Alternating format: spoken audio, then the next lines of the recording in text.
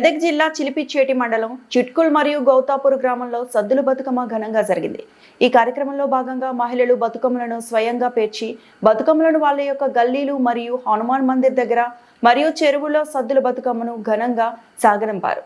ఇందులో భాగంగా గ్రామంలో గ్రామ పెద్దలు, యువకులు, నాయకులు, మహిళలు పెద్ద ఎత్తున పాల్గొని సద్దుల బతుకమ్మను విజయవంతం చేశారు.